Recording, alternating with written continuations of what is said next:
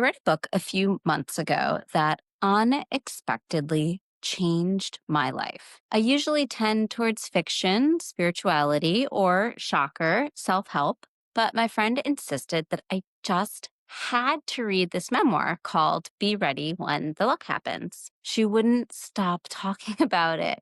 But when she told me that the author was Ina Garten, I gotta be honest, I totally wrinkled my nose. Wait, you mean the Barefoot Contessa lady? As a kid, I remember my grandma's TV cycling between Ina's cooking show and Bob Ross. So please forgive me for thinking of it as no more than feel good background noise. Boy, was I wrong.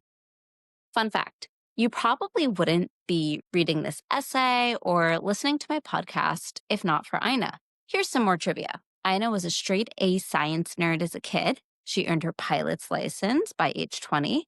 She worked in the White House Office of Management and Budget as a nuclear policy analyst. And then, after years of misery in her job, she quit to buy a little specialty food shop in the Hamptons, more or less on a whim. She was basically the original practically on purpose journey story. And Ina, if you're reading or listening, you're always welcome on the pod. In Taoism, life is about flow and moving in the direction of whatever wants to happen. Ina's certainly not a Taoist sage, but her life has a distinctly Taoist flavor to it. She followed her instincts, said yes to unlikely detours, and figured out what worked by just trying things out. So here are 4 Tao spiced lessons, sorry, not sorry, that I keep coming back to. My own Tao of Barefoot Contessa.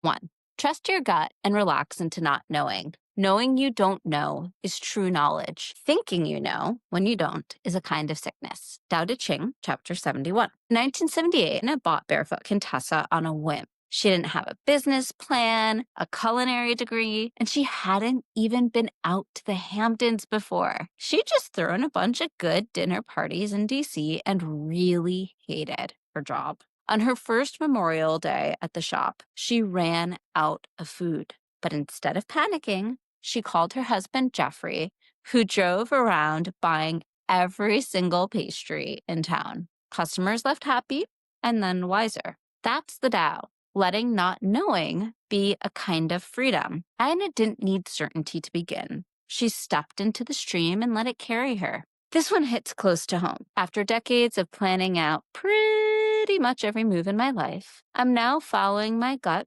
and trying things out, even when they don't make any sense, and I have no idea where they might lead. I'm building trust that if it turns out that it's the wrong move, future Allie will sort it out. So far, I've met some incredible people, reconnected on a new level with old friends and colleagues. I used to tell myself insane things like, maybe I'll have more fun in the next lifetime. What? I'm learning that I can just follow random hunches, and I'm delighted to find that they usually lead me towards joy. 2. Be ready when the luck happens. Can you wait until the mud settles and the water clears?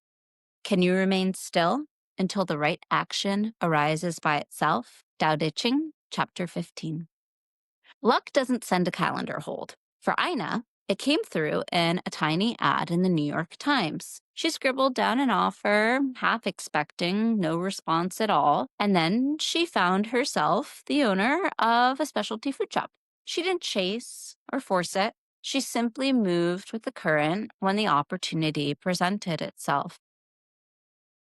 Taoists call this wu wei, or effortless action. Sadly, I have a bad habit of keeping my life so full that there's no space for others or the universe to conspire with me. But I've noticed that when I let in a little breathing room or let go of the plan, I'm surprised by circumstances that are way better than what I could have come up with all on my own. I recently decided that I want to start offering Reiki more publicly, but I needed a space. What used to be my practice space is now my kids' toy cluttered playroom, and it is not exactly giving calm. I saw one space that felt off and then another that was just way too expensive. Despite knowing that the expensive space probably wasn't meant to be, some part of me wanted to try to fix things and make it work. I even daydreamed about having this 400 square foot practice space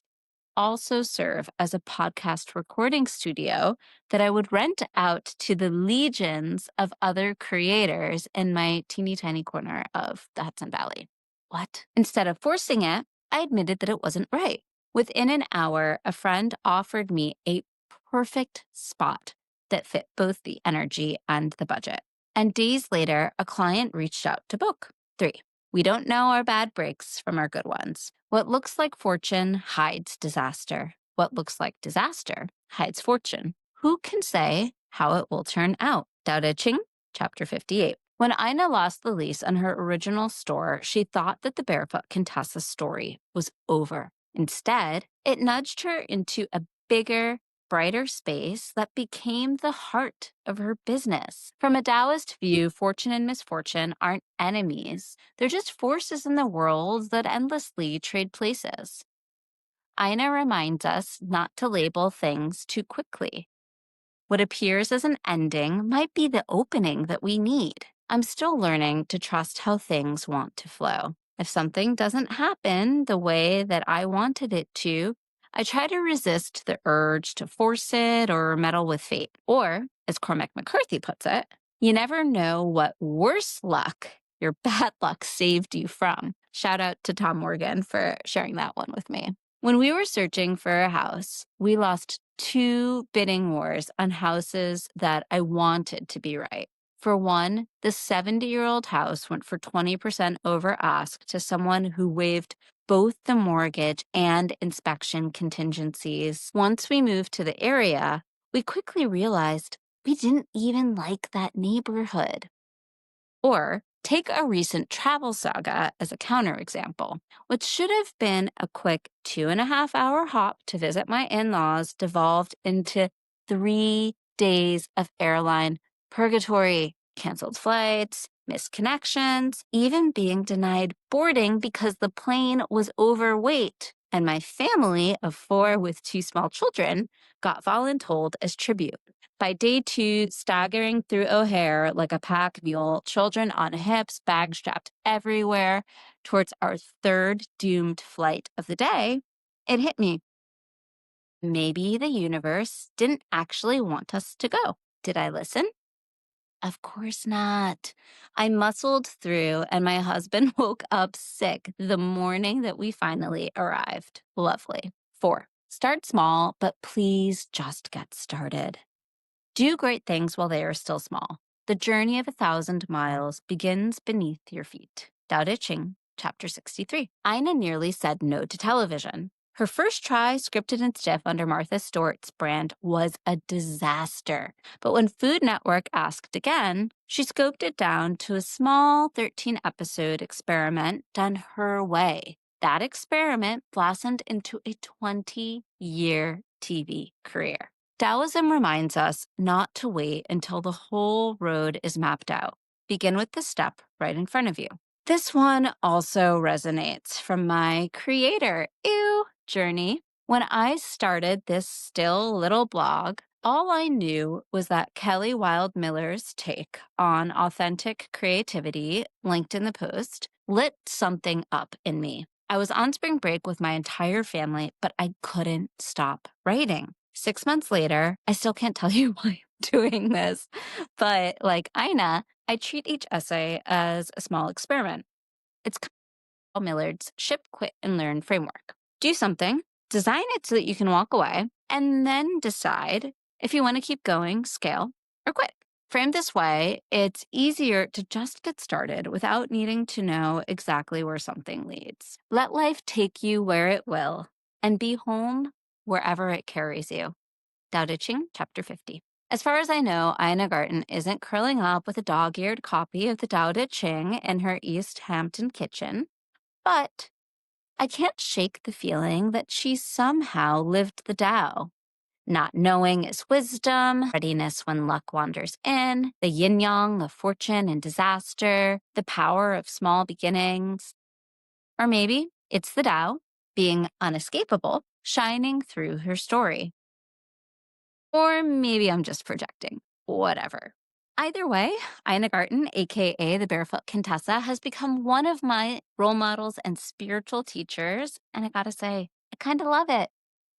This is Practically on Purpose with Ali Canton.